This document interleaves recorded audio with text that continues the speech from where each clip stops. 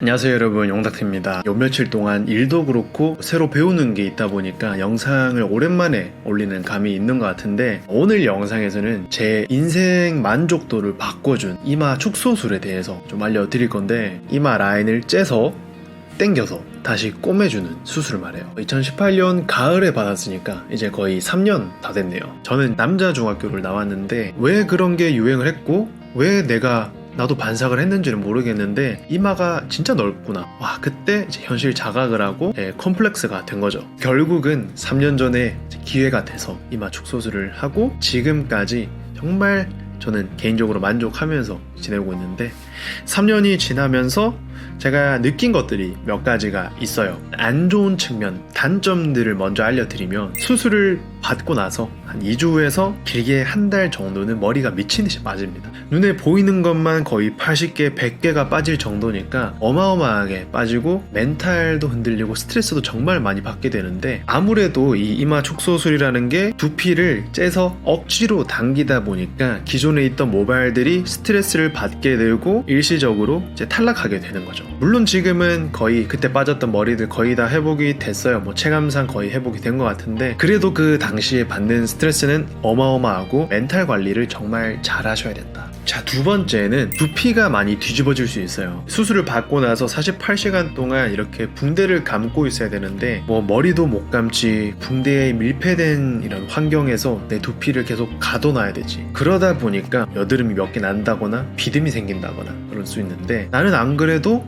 두피가 안 좋은 사람인데, 원래 이 만성 두피염을 달고 사는 사람인데, 그래서 저 같은 사람은 훨씬 더 안 좋아질 수 있다는 거예요. 조금 고생을 했었는데 역시 관리를 하면 또 금방 또 좋아지더라. 자, 단점 세 번째는요, 흉터에 문제가 있어요. 이 이마 라인을 째서 꼬매는 그런 수술이다 보니까 흉터가 남을 수 있어요. 당연히 미용실 가면 미용사들이 물어보세요. 혹시 모발 이식 하셨냐, 머리를 크게 다치셨냐, 뇌 수술하셨냐, 이렇게 물어보실 정도로 티가 나긴 합니다. 수술하고 6개월에서 길게는 한 10개월, 1년까지는 이런 말들을 몇 번 들은 것 같은데, 그나마 다행인 거는 1년, 2년 지나면서 자연스러워져요. 색소 침착이 된 것도 많이 옅어지고요. 긴가민가해서 말을 안 하는 건지 크게 눈치를 못 채시는 것 같더라고요. 그래서 단점은 이렇게 세 가지 정도가 있는 것 같고, 이제 장점을 말씀드릴게요. 저는 개인적으로 이마 축소술을 하길 잘했다 그런 편이기 때문에 장점이 조금 많을 수 있는데, 첫 번째는 여자든 남자든 나중에 모발 이식의 재료로 사용할 이 뒷머리를 아낄 수 있다는 거예요. 나중에 혹시라도 이제 M자가 파여서 좀 심하게 올라가거나 정수리가 많이 빈약해지거나 그럴 때 심으려고 시간을 만약에 돌리더라도 저는 이마 축소술을 선택할 것 같고, 잘한 선택이라는 생각이 들고 지금도 만족하고 있어요. M자가 이렇게 파여서 올라간 분들은 모발 이식이 더 나은 선택이 될 수도 있는데, 저처럼 이마 가운데가 넓은 사람들, 이런 남자분들은 이마 축소술이 더 나을 수도 있다는 거죠. 그리고 여성분들은 남자에 비해서 탈모 빈도가 낮기도 하고, 탈모가 오더라도 헤어라인에 크게 변화가 없기 때문에 이마 축소술을 하시건 모발 이식을 하시건 장점 단점을 잘 따져서 하시면 될 거예요.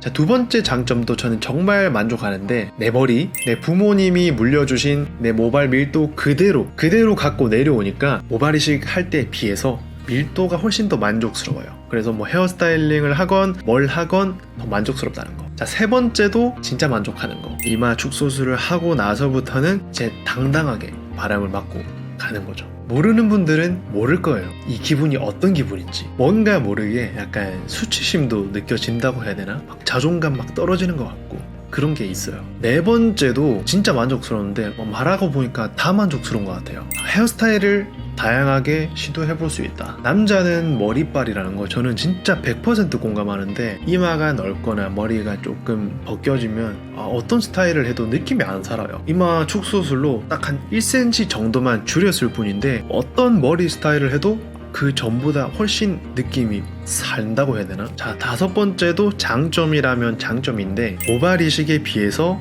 비용이 저렴해요. 저는 서울 신사역에 있는 모 성형외과에서 수술을 받았는데, 그때 당시 수술비가 200만원 후반이었나? 300만원이 안 됐어요. 확실하게. 어떤 병원에서 받았냐, 어디서 받았냐 물어보실까봐 미리 말씀을 드리는데, 제가 수술 받은 병원은 없어졌어요.